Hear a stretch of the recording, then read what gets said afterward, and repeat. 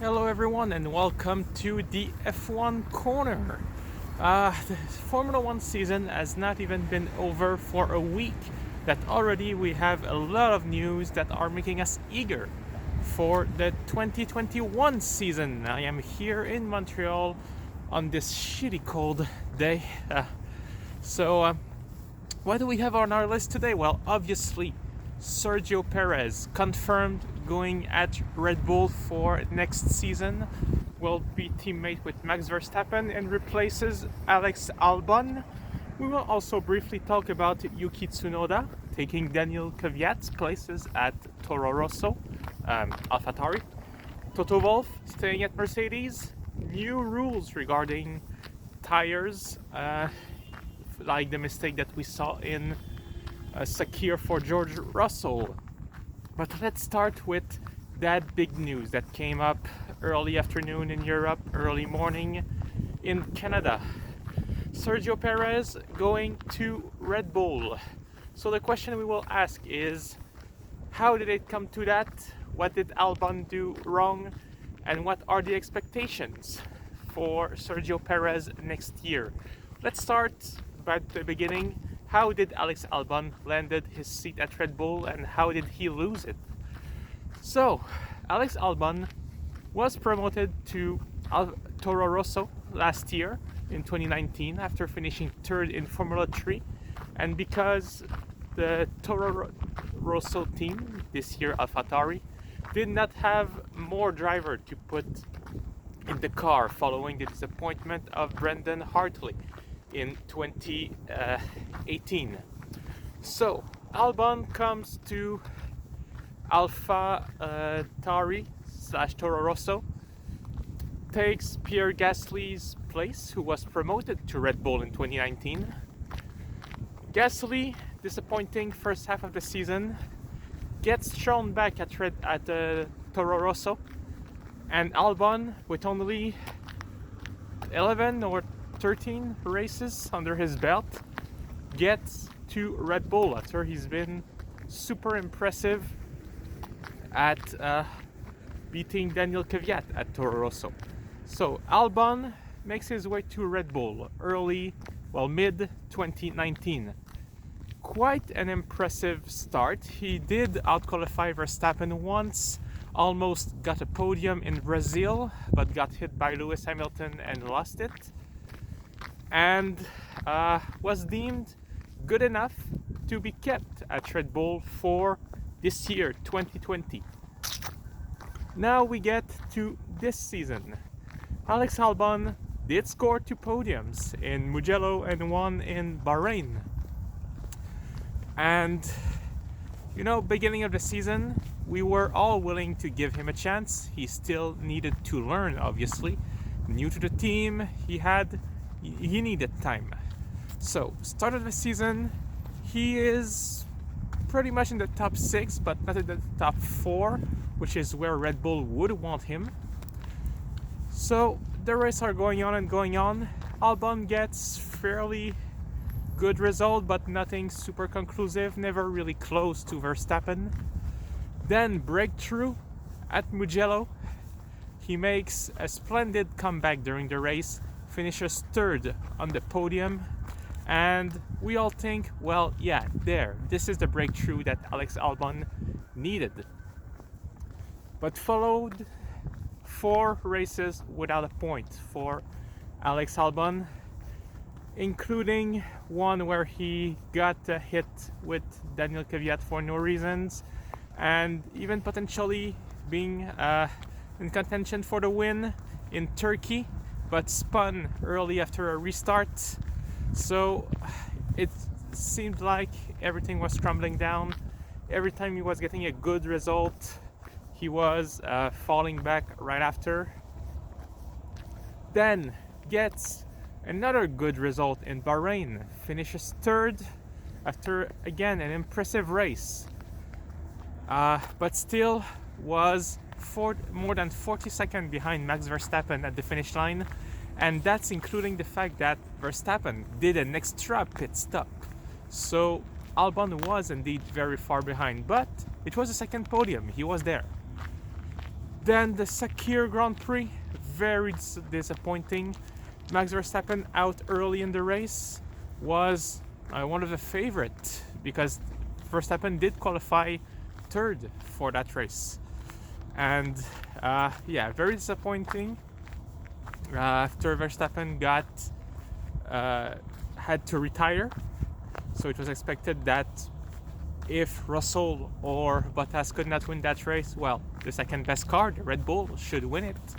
But Albon was nowhere. He was not even on the podium. The podium was taken by Perez, Esteban Ocon, and Lance Stroll.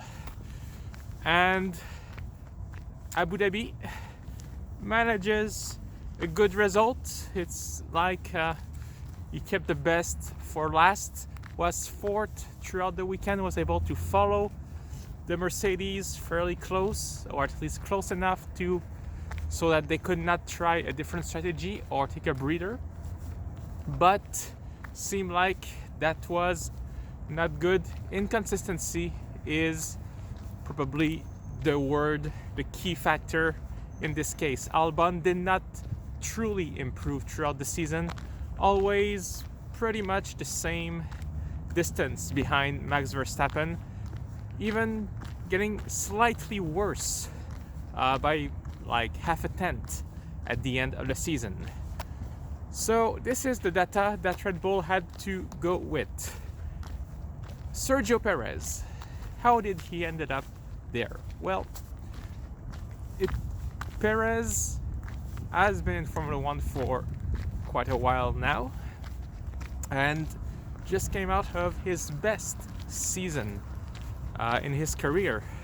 He rode for Sauber, for McLaren, and for the last 7 years with Force India / Racing Point.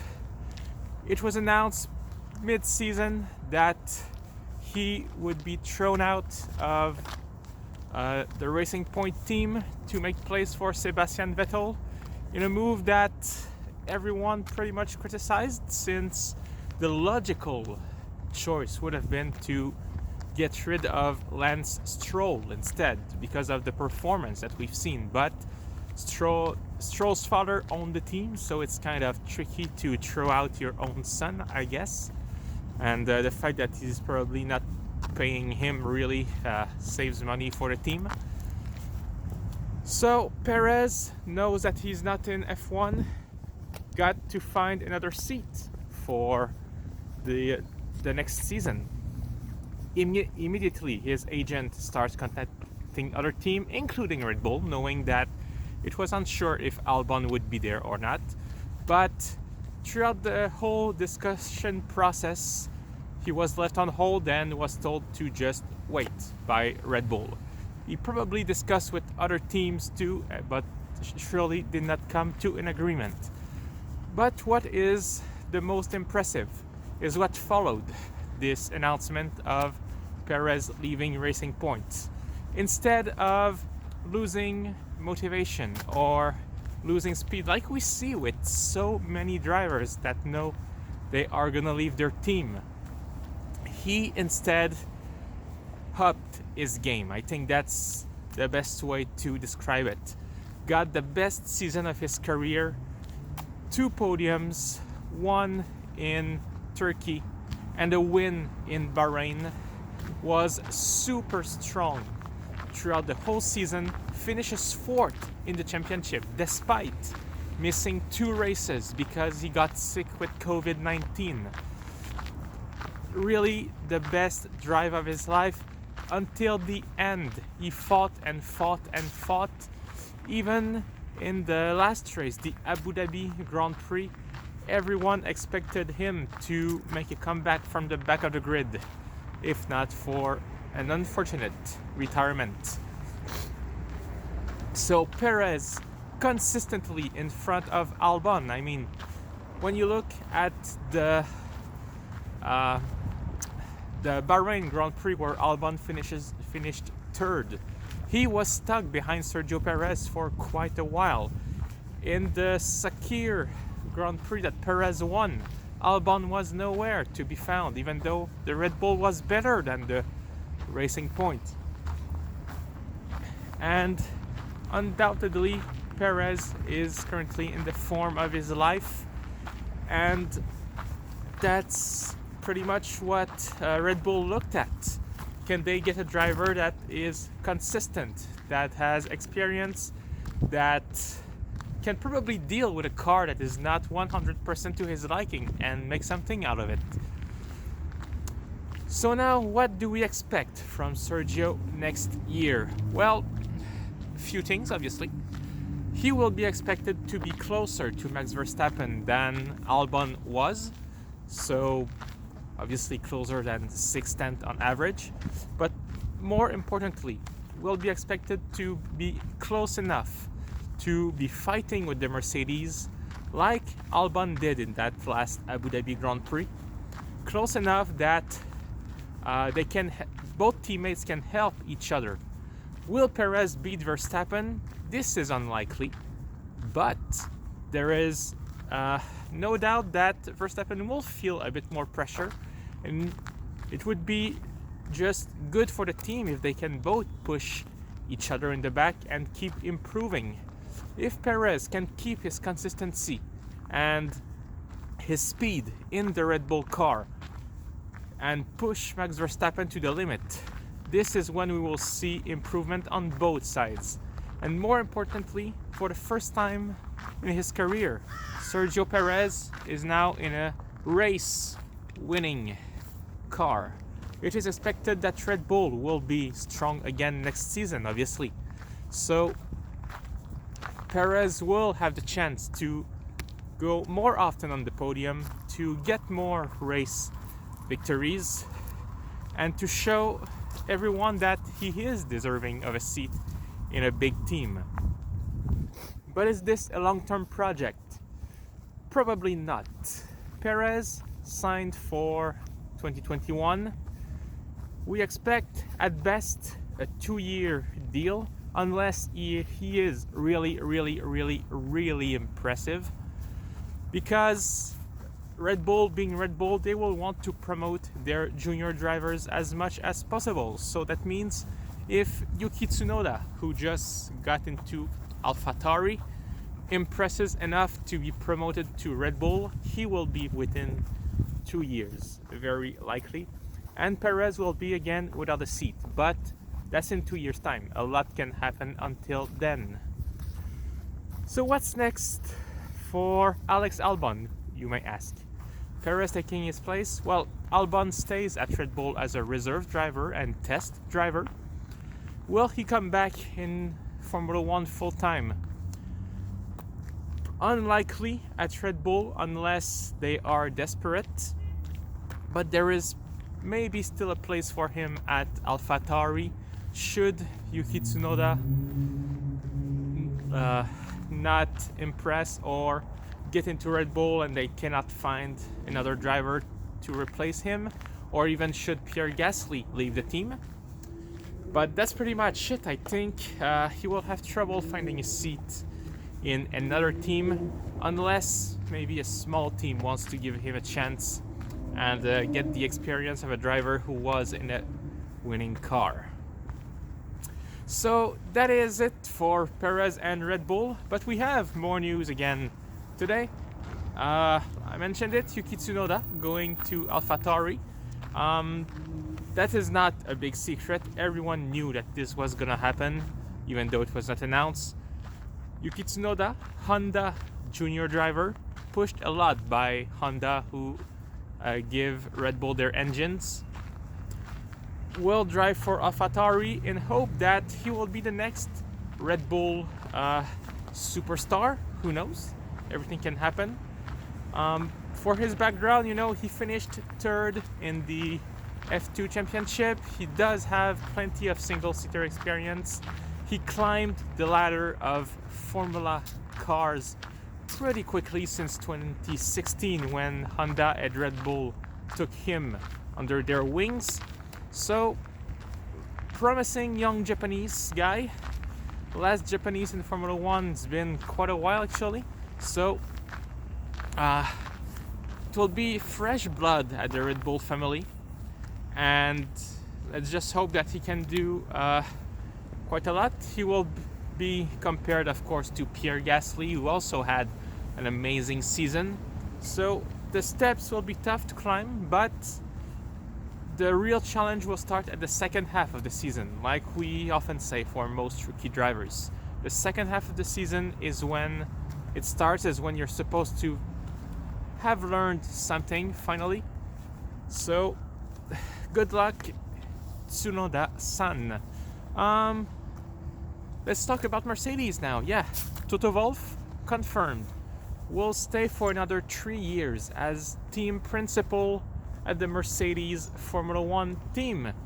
So there was a lot of speculation over the whole season, actually, whether Toto Wolff would stay at Mercedes or try something new for next season. Well, now it is confirmed after reviewing their deals with their title sponsor Ineos. Toto Wolff stays at Mercedes for 3 years,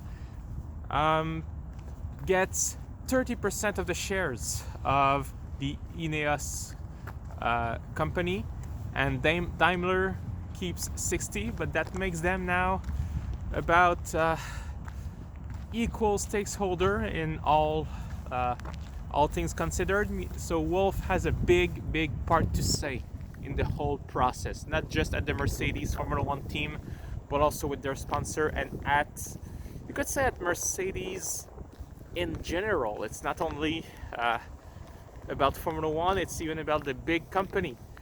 So does that mean that Lewis Hamilton will stay now?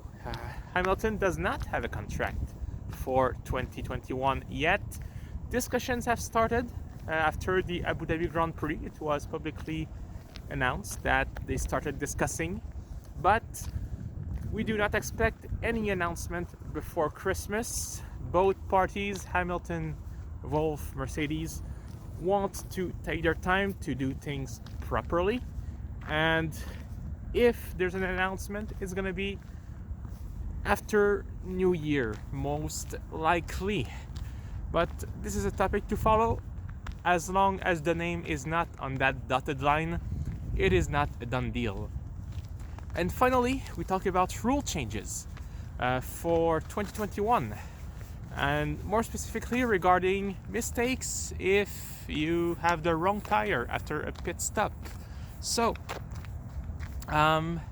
you might remember, if you've watched the Sakir Grand Prix, George Russell in the Mercedes for that race pit and comes out with 2 of Valtteri Bottas' tire, comes back to the pit immediately after, and is lucky enough do not get a penalty as a driver, but the team got fined, obviously. But the rule at the time was made that it would have been possible for George Russell to be disqualified completely from that race for that mistakes. Now they have clarified the rules and made adjustment. Now the rules say if you leave the pit lane with the wrong tires, you have 3 laps. You cannot pass the start-finish lap line more than twice without the penalty. So you have essentially 3 laps to realize your mistake, come back into the pit, and correct the mistake. Should you not comply to that, the driver will get a 10-second stop-go penalty. So this removes any hazy fog around that rules that, like I mentioned, could have led to a disqualification for a mistake that was not even the driver's fault. So I think this is better in all sense, and now we know what to expect in the future. That's it for today, everyone. I hope you appreciate this. Please hit the like button, subscribe, and tell me what do you think of the move of Sergio Perez to Red Bull. And I will see you again pretty soon for another F1 vlog. This is the F1 Corner. Have a good day.